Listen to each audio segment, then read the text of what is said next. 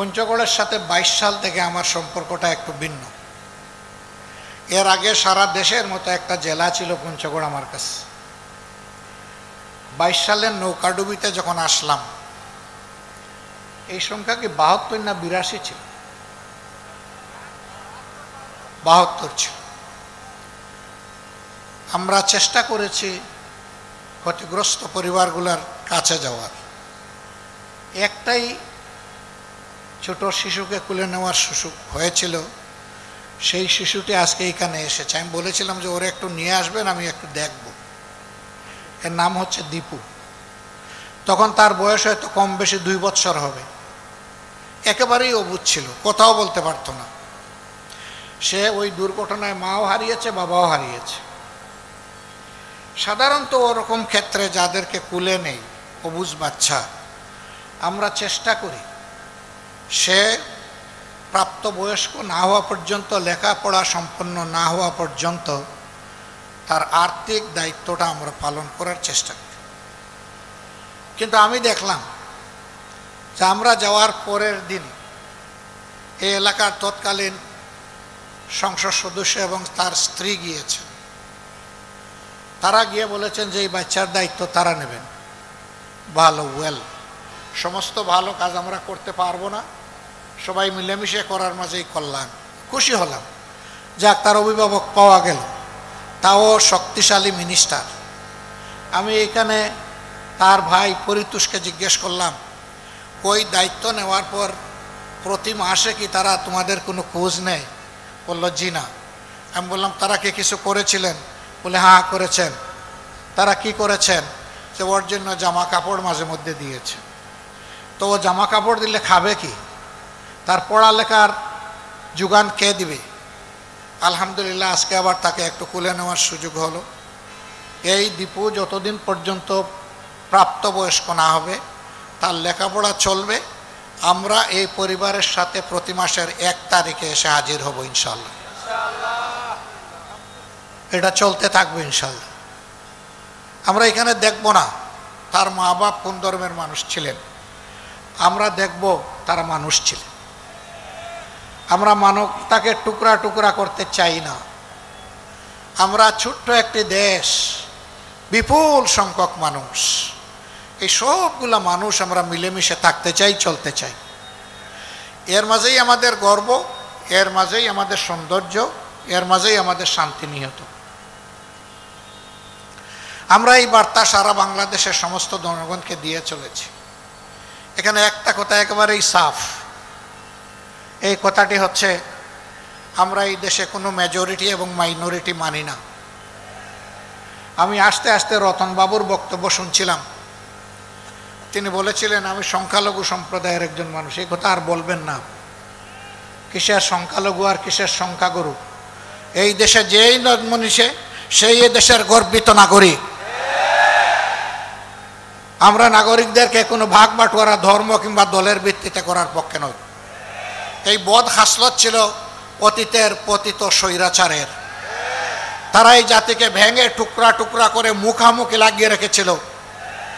যে দেশের জনগণ ঐক্যবদ্ধ থাকতে পারে না, সে দেশের মানুষ মাথা সোজা করে সম্মানের সাথে বিশ্বের দরবারে দাঁড়াতেও পারে না। স্বাধীনতার 54 বছর গেল, আর কত বছর এরকম আমাদেরকে টুকরা টুকরা করে রাখা হবে? আমাদের স্পষ্ট ঘোষণা, আমরা কোনো মেজরিটি এবং মাইনরিটি মানি না। আমরা সবাই মিলে ইউনিটি, একটাই জাতি আমরা। আমাদের পরিচয় আমরা বাংলাদেশি। হ্যাঁ, তারপরে অবশ্যই আমার পরিচয় থাকবে আমি একজন মুসলমান, ইনি একজন হিন্দু, তিনি একজন বৌদ্ধ, হয়তো আরেকজন খ্রিস্টান। এই 4 ধর্মের বাইরে বাংলাদেশে অন্য কোনো ধর্মের লোক নেই। কিছু লোক থাকতে পারে যারা কোনো ধর্মেই বিশ্বাস করেন, তাদেরকে মানুষ এইথিস্ট বা নাস্তিক হিসাবে চিনে। যাই হোক, আমরা সবাইকে নিয়ে চলার পক্ষে। কিন্তু এটাও সত্য যে কেউ যেন কারো ধর্মীয় আবেগে খুচাখুচি না করেন, সুড়সুড়ি না দেন। এটা আমরা একেবারেই ঘৃণা করি, পছন্দ করি না। এরকম যদি কোথাও কোনো কিছু ঘটে, আমরা বলবো যে সম্প্রদায়ের মানুষ এটা করবে, প্রথম ওই সম্প্রদায়ের মানুষরা ওরে থামিয়ে দেবে। সম্প্রতি আমরা দেখেছি এরকম একটা ঘটনা ঘটেছে পটুয়াখালীতে। ঘটার পরে আমার হিন্দু সম্প্রদায়ের বন্ধুরা ওই ছেলেকে নিয়ে সমস্ত মানুষের সামনে হাজির হয়েছে। হাজির হয়ে বলেছেন, আপনারা যে শাস্তি চান ওই শাস্তি দেওয়ার জন্য আমরা তাকে আজকে নিয়ে এসেছি। সবার পক্ষ থেকে জিজ্ঞেস করা হয়েছে সে ভুল স্বীকার করে কিনা। সে দাঁড়িয়ে কর জুড়ে বলেছে আমার ভুল হয়ে গেছে। তাকে জিজ্ঞেস করা হয়েছে এই জন্য তুমি অনুতপ্ত কিনা। সে বলেছে আমি অনুতপ্ত। মাথা নত করে কথাগুলা সে বলছিল। ওখানকার বিজ্ঞ লোকেরা বলেছেন তার ভুল স্বীকার করা, আন্তরিকভাবে অনুতপ্ত হওয়া এবং যাদের মনে আঘাত দিয়েছে তাদের সামনে এসে ক্ষমা প্রার্থনা করা, এটাই তার শাস্তি। এর বাইরে কোনো শাস্তি দেওয়ার প্রয়োজন নেই। এটি হচ্ছে আমাদের সম্প্রীতির বাংলাদেশ। আমরা এটা পারব। বিশেষ করে আমি মুসলমান ভাই বোনদেরকে বলবো, মেহেরবানি করে অন্য ধর্মের ভাই বোনদেরকে কষ্ট দিবেন না। আমরা এটাকে ঘৃণা করি, অপছন্দ করি। যারা মেজরিটি মাইনরিটির জিগির তুলে রেখেছিলেন, আমি আল্লাহর পর ভরসা করে বুকে হাত দিয়ে বলছি, তারা যাদেরকে মাইনরিটি বলতেন এই ভাইদের সম্পদ, ইজ্জত এবং তাদের জীবনের পর সবচাইতে বেশি ক্ষতি সাধন করেছে তারা। আমি দাবি জানাবো বাংলাদেশ সরকার এবং জাতিসংঘের যৌথ উদ্যোগে 1972 সালের 10 জানুয়ারি থেকে আজকের দিন অর্থাৎ 2025 সালের এই 26শে ফেব্রুয়ারি পর্যন্ত বাংলাদেশে যত ঘটনা ঘটেছে এরকম, সেইগুলা অনুসন্ধান করে তার শ্বেতপত্র বাংলাদেশের জনগণের সামনে প্রকাশ করে দেওয়া হোক। তাহলে জনগণ জানতে পারবে কারা সত্যিকার অর্থে মানুষ খুন করেছে, ইজ্জত লুণ্ঠন করেছে, সম্পদ লুণ্ঠন করেছে। সম্মানিত বন্ধুগণ, আরেকটি কথা আমাদের পরিষ্কার, ভারত সহ দুনিয়ার সকল দেশ আমরা একই বিশ্বসভার সদস্য, জাতিসংঘের সদস্য রাষ্ট্র। ভারত আমাদের নিকটতম প্রতিবেশী। আমরা আমাদের প্রতিবেশীকে অহেতুক কষ্ট দিতে চাই না। তবে আমাদের প্রতিবেশীও যেন আমাদের উপরে এমন কোনো কিছু চাপিয়ে না দেন যা বাংলাদেশের মানুষের জন্য সম্মানজনক নয়, অপমানজনক। যদি এরকম তারা কিছু করেন, দেশের স্বার্থে আমরা সেদিন ভূমিকা পালন করতে কারোর চোখের দিকে তাকাবো না। আমরা বিবেকের দিকে তাকিয়ে বিবেকের দায়বদ্ধতা থেকে আমরা আমাদের দায়িত্ব পালন করতে বাধ্য হব। পঞ্চগড়ের ন্যায্য কতগুলো দাবি ইতিমধ্যে উত্থাপিত হয়েছে। সদর হাসপাতালকে 100 থেকে 250 বেডে উন্নীত করা, একটি বিশ্ববিদ্যালয় কায়েমের দাবি, চীন এবং বাংলাদেশের যৌথ উদ্যোগে একটা বেসরকারি মেডিকেল কলেজ এখানে নির্মাণ কার্যক্রম শুরু হয়েছিল, অদৃশ্য হাতের ইশারায় বন্ধ হয়ে গেছে। এইটা পুনরায় চালু করে তাকে পূর্ণাঙ্গ রূপ দেওয়া এবং চিনিকল পুনরায় চালু করা, এসবগুলো দাবি ন্যায্য। তবে বিশ্ববিদ্যালয়ের ক্ষেত্রে আমার কথা আছে। পঞ্চগড় এখন কৃষিজ উৎপাদনে বাংলাদেশের একটা শীর্ষস্থানীয় জেলা। সকালবেলা অথবা বিকালবেলা কেউ যদি পঞ্চগড় শহরে ঢুকে, দেখবে সারি সারি ভারী যানবাহন, সেইগুলা সবজি তরকারি লোড করে যাওয়ার অপেক্ষায় আছে। অথচ বিভিন্ন মৌসুমে যে সমস্ত সবজি এবং তরকারি উৎপাদন হয়, শুধু সবজি তরকারি না, এখানে কিন্তু এখন অনেক দামি ফল ফলাদিও উৎপাদন হয়। কিন্তু এইগুলা সংরক্ষণের জন্য বাস্তব কোনো ব্যবস্থা নেই, সরকারি কোনো উদ্যোগ নেই। এগুলা সংরক্ষণ করলে কৃষি তার ন্যায্য পাওনাটা পেত কৃষক, আর জনগণ ন্যায্য মূল্যে এই জিনিসগুলা পেয়ে যেত সারা বছর। আমি দাবি করব এইখানে একটা কৃষি বিশ্ববিদ্যালয় চালু করা। পঞ্চগড়বাসীর জন্য এটি হবে সবচাইতে উপকারী। সাধারণ শিক্ষায় শিক্ষিত হয়ে বেকারের মালা গলায় নিয়ে ঘোরার চাইতে সকলের প্রতি গভীর শ্রদ্ধা জ্ঞাপন করছি। সম্মানিত ভাইরা, আপনারা জানেন, বিশেষ করে 24 আন্দোলনে যারা জীবন দিয়েছেন,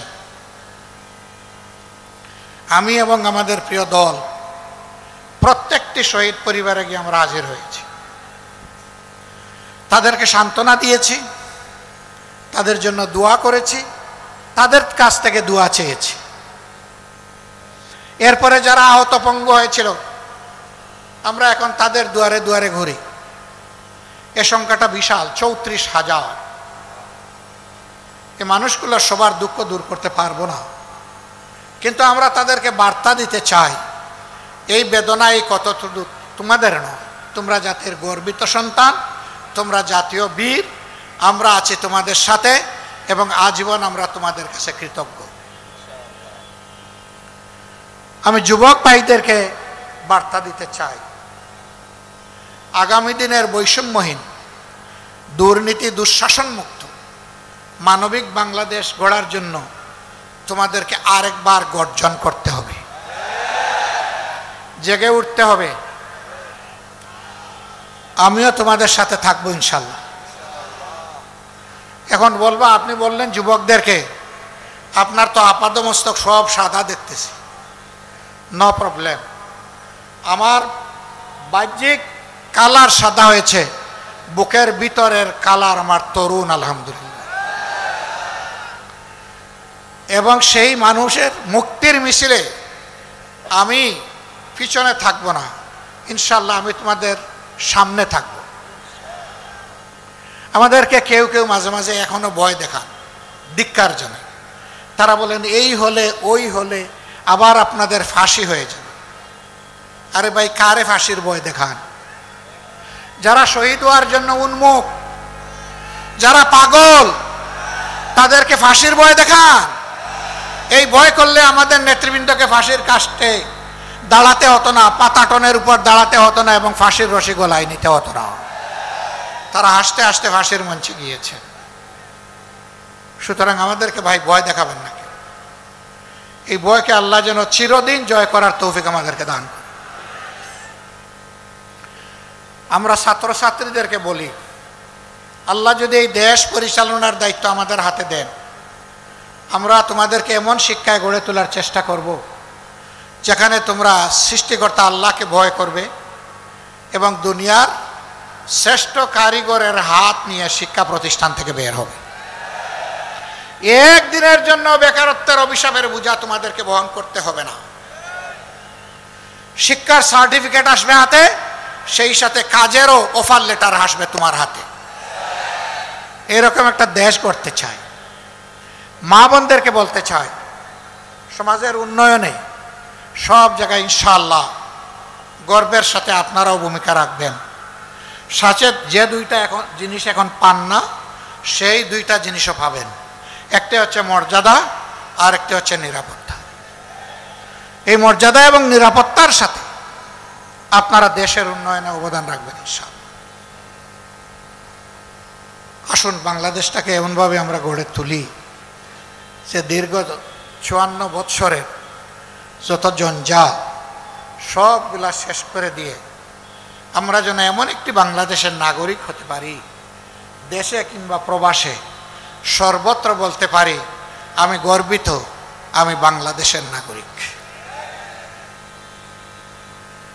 পঞ্চগড়বাসীর প্রতি আমার অনুরোধ, বাংলাদেশ জামাত ইসলামীকে যতক্ষণ ন্যায়ের উপর, মানবতার কল্যাণের উপর, সত্যের উপর দেখবেন,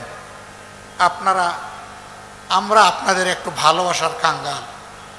একটু ভালোবাসাকে আপনাদের কাছে আশা করতে পারি? বড় দুর্বল কথা বললেন আপনারা। আমরা কি আশা করতে পারি? আলহামদুলিল্লাহ। ভালোবাসাই যখন দিবেন, তখন একটু সমর্থন, একটু সহযোগিতা তো আপনাদের লাগবে। আপনাদেরকে আমরা পাশে চাইব দেশ গড়ার কাজে, আপনাদেরকে সাথে চাইব দেশ গড়ার কাজে। এবং আপনাদের বুকের বিছানায় একটু জায়গা চাইব। ওই জায়গাটা পেয়ে গেলে আমরা কথা দিচ্ছি ইনশাআল্লাহ মানবিক বাংলাদেশ আপনাদেরকেই সাথে নিয়ে আমরা গড়ে তুলব। আল্লাহ আমাদের সহায় হোক। আল্লাহ হাফিজ। বাংলাদেশ জিন্দাবাদ। বাংলাদেশ জামাতে ইসলামী জিন্দাবাদ। আসসালামু আলাইকুম ওয়া রাহমাতুল্লাহি ওয়া বারাকাতুহু।